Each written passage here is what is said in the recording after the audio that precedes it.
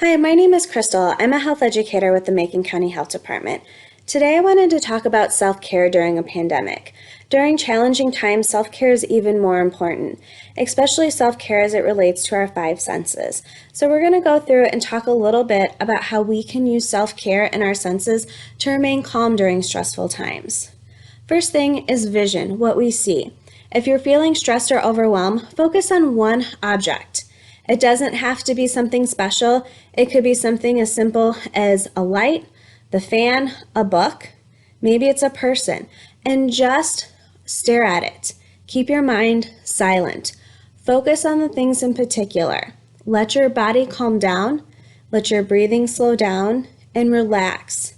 Relax your shoulders. You might be feeling tension there, and just calm down. This is a great thing to do if you're at the doctor's office, if you're at work and you're feeling overwhelmed. Another thing that you can focus on is sound. If you're feeling overwhelmed, focus on a certain sound that you might hear.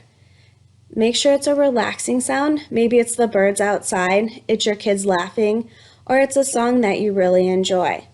Don't have to think about anything else, just focus on that sound.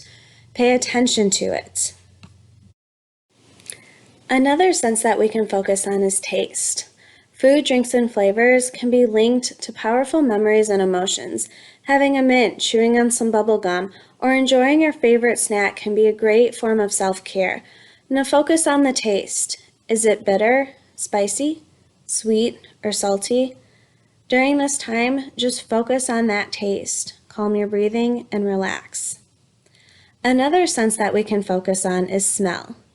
Pick a smell around you. Maybe it's the outside, maybe it's a new candle. And let yourself inhale deeply and become aware of that smell. Focus on your breathing and just that smell. You can close your eyes if it would help you as well. And just take a few moments to pause your day and focus on something enjoyable. And the last sense I want to talk about is touch. For some people, touch is a very powerful sense. So pay attention to what you're holding. Maybe it's a soft blanket. Maybe it's running your fingers through your hair. Touch is very powerful. You can also close your eyes to help you. So just notice what you're feeling, that soft blanket, and pause for a moment and let yourself enjoy that. Our senses are very powerful and they can help us. And remember, take some time out of your day, no matter how stressful and how busy, to focus on self-care. Good morning. I'm Scott Wrighton, the City Manager of Decatur, and we're all required to wear masks now when we're out in public, and so I'd like to talk a little bit more about masks. I've been pleased over the last weekend to see the level of compliance around town, and I want to encourage you to do that even more. The City Council had originally scheduled to have action on an ordinance that would have given us some limited enforcement authority with regard to masks. And because of a lot of comments offered by many citizens throughout the community, both by email and phone and social media, the mayor decided to pull it off the agenda for tonight at the regular May 4th meeting because she felt like we needed to spend some more time talking about what is the role of an enforcement ordinance in the city's overall goal of trying to find that middle ground, that middle road between we don't want to overregulate, we don't want to take away anybody's civil rights, but at the same time we need to be sensitive and respectful not only to what the governor is trying to do, but of our fellow Decatur citizens who we don't want to unintentionally infect. And so her pulling it off the agenda will give the City Council some additional time to think about how best to move forward to encourage and require masks. A lot of people don't realize that the governor's order by itself doesn't give us all of the enforcement power that the city might need if the City Council wants to be a little bit more aggressive in encouraging people to wear these masks. There's no state statute that says that for violating a governor's emergency order. And so the best way for us to strengthen our enforcement is to have some kind of ordinance on the books. And so we'll be having some discussion over the coming weeks about how to do that. What I think it all comes back to is that middle road. How do we find the right path for Decatur and for Macon County that assures that we're not violating anybody's civil rights, not being overly regulated, but still understanding that there really is still a public health emergency and we need to protect everybody as much as possible from getting the virus. So with that in mind, many of you know that Governor Pritzker made an amended order last week, and it allows for what are called non-essential businesses to reopen and several other items. It's a 12-page order, but one of the key features is that non-essential businesses can open, but they can't open for people to come into the stores. Those transactions have to be outside the doors or at curbside.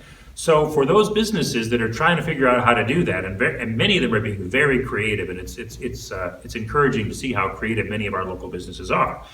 But if some of those businesses would like some help establishing a pickup lane, we've done that for several food establishments around town where we put up cones and a sign, and you've seen some of those. We can do that for non-essential businesses too. If that's something that you think you need as a business owner to help you with those transactions that have to be conducted outside, please call our Public Works Department and we'll work with you to have a pickup lane. The churches were also given with some regulations and some constraints to maintain social distancing, given some guidelines as well. But let me be clear with regard to churches is that worship services need to be conducted outside. And what most churches that have contacted us have said is that they want to do it, and we encourage this, in their parking lots, use every other space. Vehicles should come only with members of the same household in it, so that there's no spreading by picking up a lot of other people. Elderly and folks who may be health compromised should continue to participate via online connection to churches.